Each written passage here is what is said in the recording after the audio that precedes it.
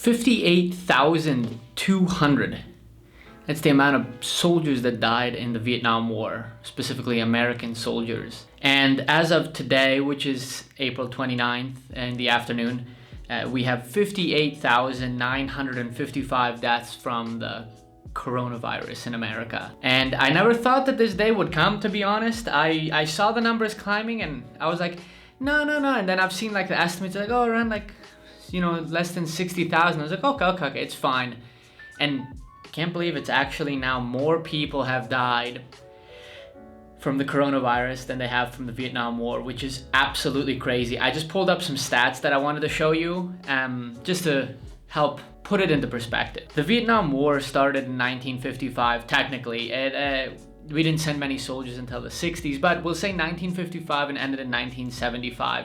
A fun fact, actually, April 30th is the day that Saigon fell to the North Vietnamese. So actually, that's tomorrow for us here. I guess for you guys, it'll be a few days ago, but yeah, just interesting. They actually call it the liberation of Saigon in Vietnam instead of the fall of Saigon like we call it in America, obviously. Anyways, so we're talking 1955 to 1975, 20 years that we were fighting there. And if you break down the amount of deaths per year, that's about 2,900 deaths a year. So per day, that's about 8 deaths a day, like 7.98 deaths a day in Vietnam, right? For 20 years, which isn't that bad when you look at the big picture of a country like America. Now, the first death when I did some research, the first death recorded in America from coronavirus was on February 6th this year. And as of now, it's been exactly 83 days since February 6th. So 58,955 over 83, you're talking about 710 people per day are dying. Literally, it's, okay, not exactly, but it's almost 100 times deadlier. Of course, it's in a shorter period of time, which is even scarier. Now, I just kind of wanted to point that out. That is absolutely shocking coming from America, where you go up saying like, and being taught that it's the greatest nation in the world, that people come from all over the world to get our healthcare, for example, that people all over the world try to replicate our government. And I don't know what happened in recent times. Like, it really was something special back in like the 50s and 60s.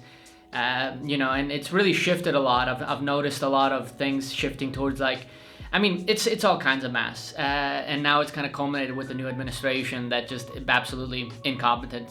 I don't want to get a lot into that, but I think we're all pretty well aware that even people who support the administration have to admit that they did not do the best of jobs dealing with this situation. It's kind of a crap show, to be honest. The big problem we have in America, this is something I've been discussing with people around me here as well as people back at home, is I love the idea of our freedom, and it's an amazing thing that I can basically do what I want, I can say what I want, and I can think what I want. And that is absolutely unequivocally an incredible thing that we can do. And it's much more freedom than we have here. Actually, let me reiterate. It's more freedom than we have here in Vietnam, specifically because here there's some things you can't say. Now, to be honest, it doesn't really affect my life that much. I kind of find it nicer to not worry about politics.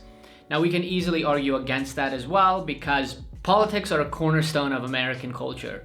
And, without it, without constantly talking about it like we do, we wouldn't have the system we have, we wouldn't be as aware of things that are going on and being able to protest and change them, which is true. But it's also kind of freeing mentally not to worry about it and to kind of see it from the outside point of view. But what I really wanted to delve into in this video, just for a few minutes, just to make you kind of think on a different point of view, is I've noticed something in Vietnam, and I've said this before in previous videos, is the Vietnamese are absolutely united.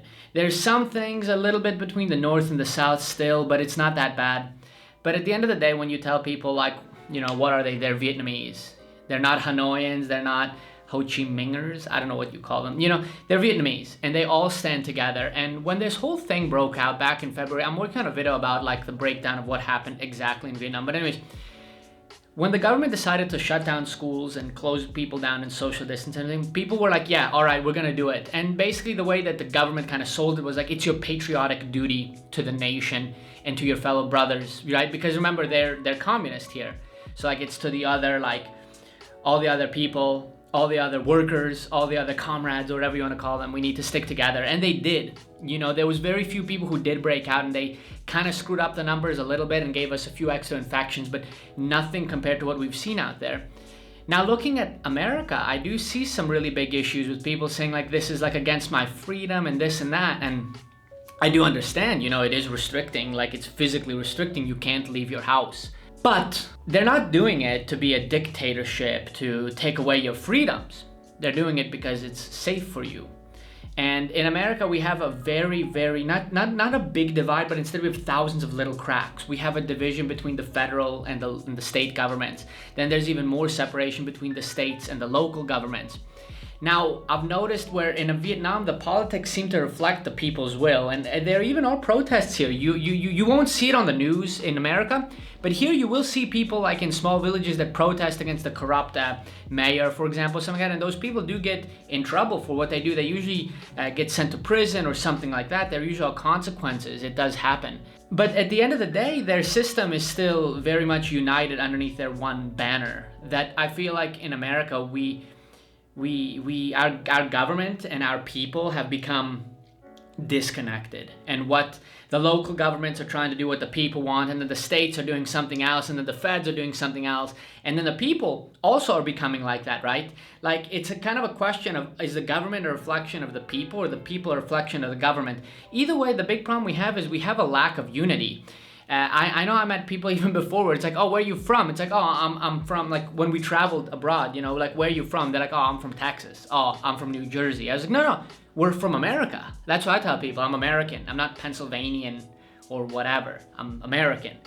And this mindset of me is what's causing us to all be completely divided. So when we have these big messages of we need to stick together to fix this problem together as one, people are like, nah, dude, like I can't do that.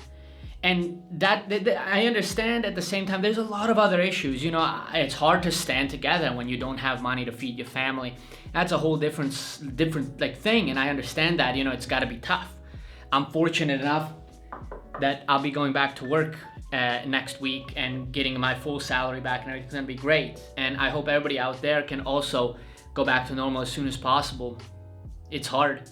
I understand that. It's hard to stick together, but we need to remember that we are one, we are the United States. I think we're missing that part, united.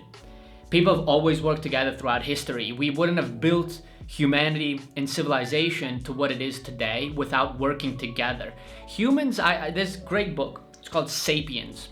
I just started it and I'm just getting into like a couple thousand BC, and they said, like, if you take 1,000 monkeys and put them into one room, they're gonna start killing each other because they can't survive. They can't work together in groups really bigger than 100 or 200 chimpanzees.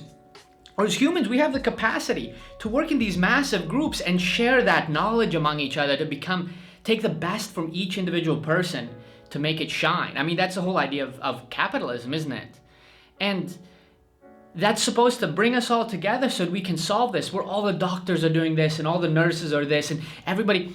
And instead, I feel like we're just shooting ourselves in the foot. Like there's groups of people trying to climb out of this hole we're in, while there's other people like free falling, being like, no way, man, get my freedom. It's my freedom. And it's just kind of getting crazy. Like, whoa, man, I got it. I got your freedom. Totally understand it. Now's not the time for that. They're not telling you to stay at home because you voted for the wrong party. They're not telling you to stay at home because they want to take your guns or take away your cats or dogs or whatever. I hope that people start realizing this. I hope that it does start changing. I also am very optimistic because I think all this is a very small group of people, because the people who are actually following the rules are at home. The majority of us are staying at home following the rules, and that small minority that's going out being idiots are making everything else look really stupid. So now, while we all do get united under this terrible situation, I think it's time going forward to make sure that that reflects in the government as well, that they stay united with what we believe. We need to reflect that in them, because they need to do what the people want. At the end of the day, it's by the people, for the people, isn't it? It's for us. We can't make it about them. We can't make them divide us, right? We all need to stick together so that the we, the people, can be the we, the government can be the we, everybody. Yeah, kind of a weird video. I know I was kind of talking before about like self-improvement and stuff, but there's a big thing like the countries are like an organism, just like you take care of your body by eating healthy and exercising. We need to take care of our country. I feel like America's kind of sick, not deadly sick, but it's definitely a little bit sick. And now we need to go together and make her healthy again, so it can go back to being the country that America is known for on earth, not the laughing stock of like, look at their terrible medical system, look at the idiot in chief and stuff like that.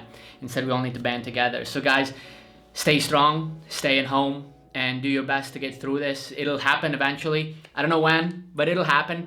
Historically, it will pass. We just don't know when. That's what happens. It's not the end of the world. It's just another slump, just like we've always had. So thanks for watching.